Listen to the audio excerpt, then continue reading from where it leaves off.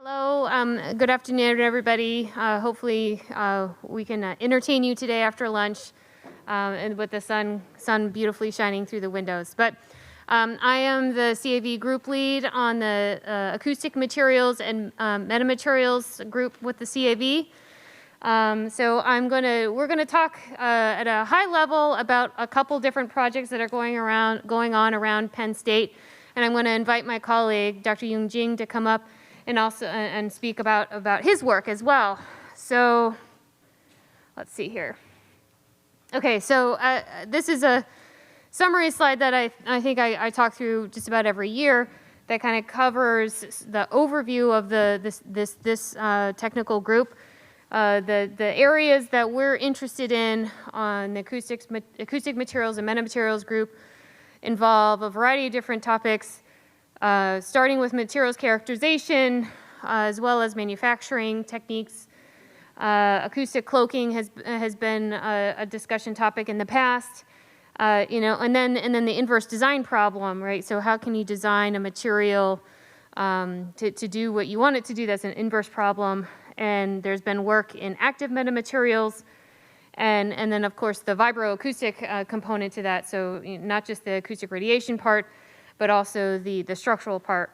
And it was nice that this morning our colleagues at KU Leuven also gave kind of a summary and background about the metamaterials work that they're doing. So hopefully you kind of have your terminology set straight as we move into this afternoon's talk. Let's see if there's anything else I need to say there. So there's a large group of people that I wanted to acknowledge here. This is our list of faculty and our list of students. This is probably not an all-encompassing list of folks that are around Penn State doing work in acoustic materials and metamaterials, but this is the group as it currently stands.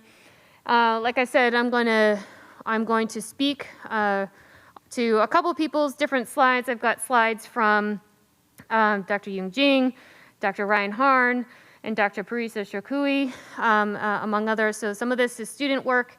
Actually, all of this is student work. Some of the students that presented posters last night will highlight their work a little bit as well.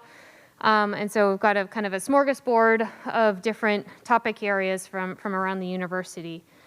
So that being said, I'm going to first start off by discussing the work from Dr. Harn's laboratory called the Laboratory of Sound and Vibration Research. So this is a high-level overview of some of the work going on with his group of folks over there in the mechanical engineering department. So a lot of the work that happens over I guess they call them LSVR, is looking at using metamaterials in different ways, right? Obviously. So the first application that they're using metamaterials for is essentially it's a information processing material, right? So that seems like an interesting concept, but this material, you send an input in, and you can define the metamaterial in such a way that the input in gives you, sometimes it's difficult to talk about other people's research, but I'm going to try my best. But how I understand this is you've got a metamaterial that can do Boolean arithmetic, right? So this is basically kind of like a mechanical calculator that is doing Boolean arithmetic, right? So this is what it looks like, and you've got a series of mechanical structures. Oh, okay, let's see you have a mechanical structure that are connected in different ways in parallel and series, and input in on the left-hand side as the information propagates through the mechanical structure, it can do Boolean arithmetic, and that's an interesting application for metamaterials research.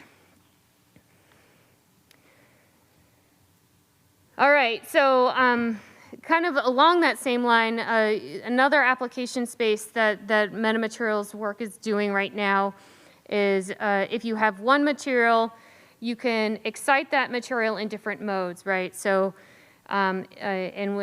so the diagram that we have here on the top level of pictures is showing this metamaterial. When you excite it in mode A, it will compress, and then as it compresses, it kind of folds up on itself and creates I wish this worked. Okay, I guess it sort of works, but you compress it in different directions, and you get a material that folds up and looks like that material. And in the second mode, it will fold up in a different way.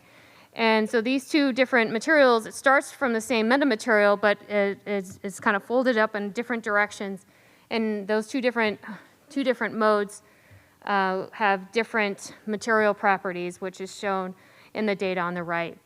So you're exploiting the gradients in the metamaterial for rapidly changing the mechanical properties of this material based on whether you end up in mode A or in mode B. And that's an origami folding problem, and they're using this for changing the load bearing of these different materials. Okay, so another origami project that this group is looking at right now is for exploiting the folding properties and origami properties of an acoustic sensor array, right? So when it's folded up, it's nice and compact, but then when it unfolds, it can deploy an array of acoustic microphones or hydrophones or whatever kind of sensor array you're interested in. So this is a way of saving a space-saving problem, and then you can open it up and get deploy your acoustic array in a very efficient way. So you can see this diagram shows the relative changes from folding to expanding, and then you can go from an 18-inch device to a 50-foot device, and then deploying sensors along the way. So this is just a nice application for origami and folding to deploy your sensor array, and they're using it here for an acoustic line array. Okay, so I'm going to switch gears a little bit. So looking now to the work that's going on with Dr. Parisa Shakui and Dr. Frecker, this student Daniel, who is here in the audience, and he's going to jump in as soon as we need him. But this is the work that Daniel is working on. So what this project is looking at surface acoustic waves, and trying to design a material for a metasurface. So optimize a metasurface so that the surface wave is acting in a way we want, and will provide a desired set of boundary conditions. So this is a topology optimization problem looking at resonant metasurfaces. Okay, so to kind of give the general overview of the research project, right? So say we're looking at surface waves. You have different kinds of waves that happen on the surface. You have your Lamb waves, and you have your Rayleigh waves, right? So that's a nice little description of what those two different kind of waves look like. And so what the work is trying to do is to put some locally resonant metasurfaces on top of that surface, so that you can define the boundary conditions that you want. So the middle section here is describing what the locally resonant metasurfaces are looking like. So you start with the large scale, and then you look at the sub-wavelength unit cell, and then you can just do the topology optimization on the unit cell to give you the material properties that you're interested in. So you first start with a big question mark in your problem space, and the topology optimization, as it iterates, will kind of come up with an optimal solution. So there's a little, I think it's still cranking through iterations on that little animation there on the right-hand side. So here we have, a specific set of boundary conditions, and the optimizer is coming up with a solution on what the optimized design should look like. So this is putting all of those things together, right? So what we're trying to do is we have an incident surface wave coming from in this little diagram, coming from the bottom left. It's going to interact with these resonant surfaces, resonant unit cells on the top of the surface. And so we want to design what is happening with those surface tops, the surface unit cells, so that we can have a prescribed transmitted wave, right?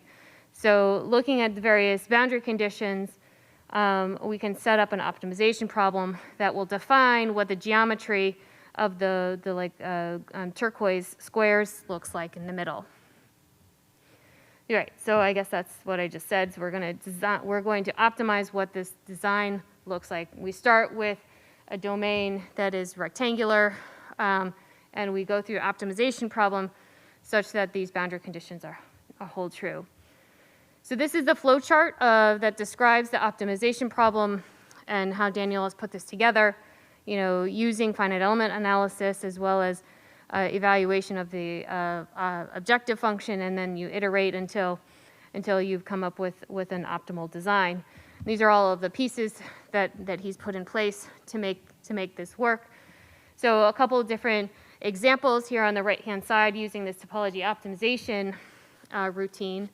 So there's a couple of different ways we can optimize that unit cell, right? So we can optimize for the resonator. If you just optimize to match the eigenfrequencies, you get a material that looks like the top. If you optimize a resonator for the anti-resonances, you get a shape the one in the middle. And then lastly, if you want to optimize for specific boundary conditions, you'll get a material that looks like this on the bottom. So this is showing the discretized shape that comes out of the optimizer, and then what that looks like when you actually smooth it and generate a structure. I guess before I move on, is there any questions or comments? Okay, great. So another surface wave problem that this group is looking at, this is in collaboration with Dr. Lissenden as well, is so we're going to also be looking at surface waves, and is there a way that we can evaluate the boundary conditions on this metasurface so that we can get the surface wave to behave in a certain way. So to put a little context on this problem, so surface waves are of interest in a lot of different length scales, starting at the large length scales, low frequency. Surface waves cause issues with seismic waves and the structures, during an earthquake, for example. Traffic loading happens kind of at the mid frequencies. And then at high frequencies, you have problems such as surface acoustic wave devices that are interest at the high frequencies. So it's important to want to be able to control surface waves for all of these length scales, and so that kind of helps motivate some of this work. So if you're looking at a slice of the ground, let's say, and we have a surface wave traveling from left to right, depending on what's going on with the boundary conditions from one part of the domain to the other, you'll see the surface waves traveling through the material. So if we can put some optimized metasurfaces, resonant metasurfaces on there, then we can help design what these boundary conditions how it will impact the behavior. So this student is looking at various boundary conditions to see if we can design a surface wave system that will give us what we're interested in. So this is showing the difference between the Mindlin and Dirichlet boundary conditions on the surface wave patterns in this example. So this is showing the frequency versus time domain analysis with these different boundary conditions. And what the propagation of the surface waves, it's the transverse and longitudinal waves, you can see here on the right-hand side what that looks like. And yeah. So, and of course, this is a numerical study. In this case, there's some interest in trying to understand what happens when you have finite-sized boundary condition patches. And so this is looking at all of the details involved with that. So let's see. Yeah. So when you put a resonant system there in the middle, like you say, like you have there in that picture on the left-hand side, and then you can get in-plane and out-of-plane surface displacements based on what the input looks like.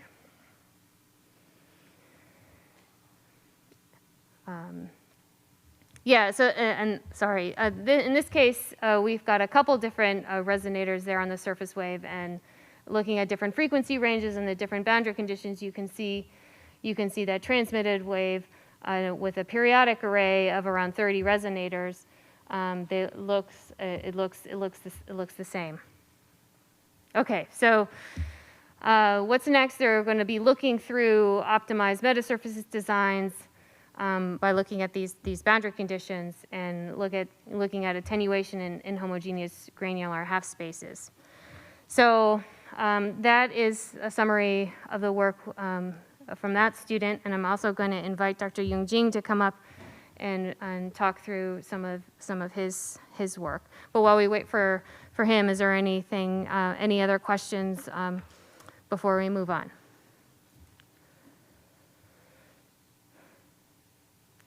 Okay, all right.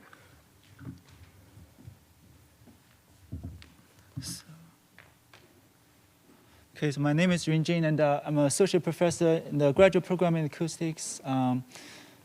So I just want to, I have just a few slides here. I want to talk about our recent work. Basically, we're looking at the analog of some condensed matter physics in acoustics, or classical waves in general.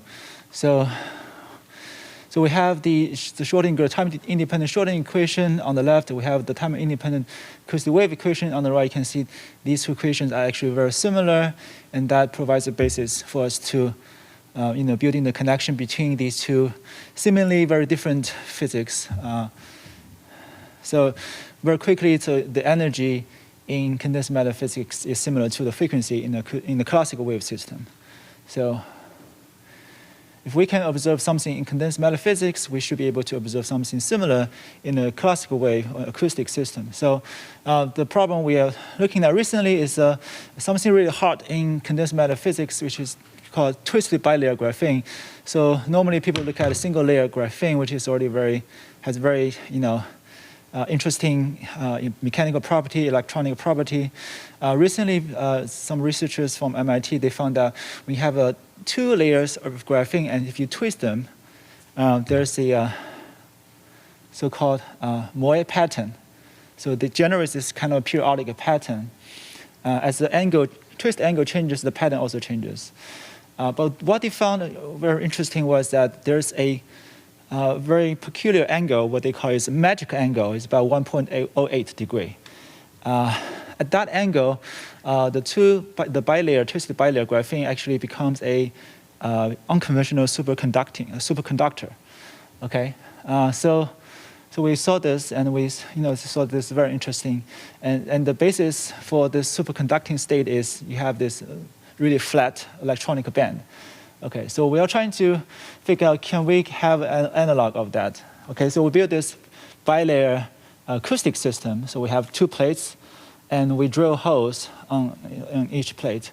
So this kind of structure is known to support something called a spoof surface acoustic waves. So you have waves traveling on the surface, they don't go into the surrounding medium. So these two plates support surface wave, and they interact with each other. So we have these two plates, and we give them a twist. Okay, so this is without twisting, what they call this AA stack. This is a 60 degrees twist, we call this AB stack. what we're showing is the, sorry. Oops. OK, I want to go back, not forward. So we're just doing some simple verification first. This is not twist bilayer graphene. OK, then we twist them. So this is like, I think this is like 5 degrees. So we can see the Moire pattern. And so in our system, the magic angle is not 1.08. We find it's depending on the distance between the two layers, you could have different magic angle. In this case, it's 3.481. If you look at the figure in the middle, there's a really, really flat, actually multiple flat bands. Okay, so in terms of acoustic with the flat band, what that means is you have the energy travels very, very slowly. They almost become like steady, and so you can have energy trapped at a certain spot. So that's kind of application we're looking at in acoustics.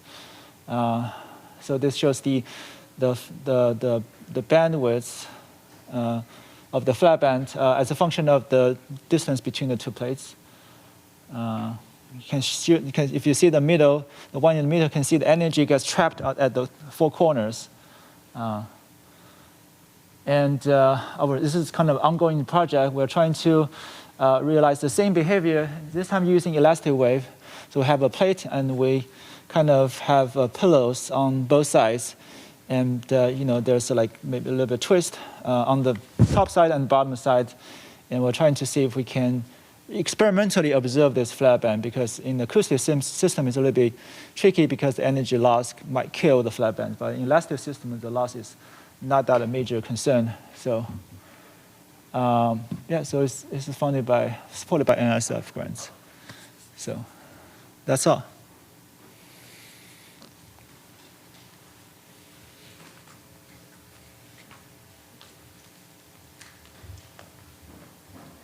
All right, I guess we have time for questions. So are there any questions from the audience? We can do our best to answer them.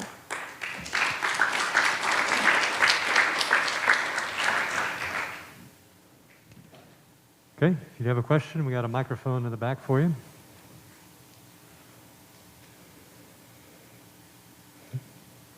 Yeah, I don't know if you can maybe expand on the practical applications for the twist angle and what it could be used for?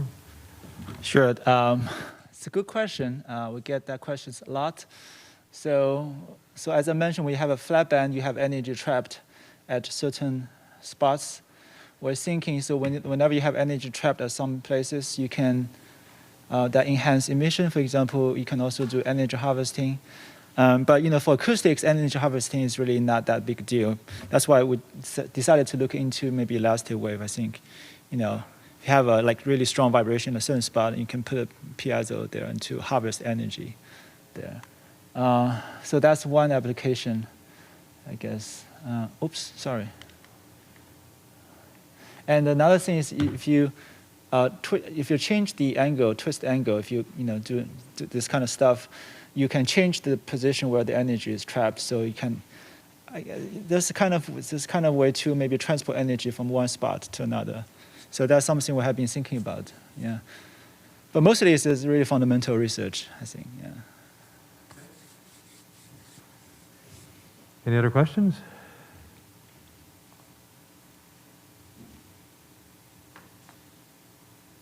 Okay, thanks, guys.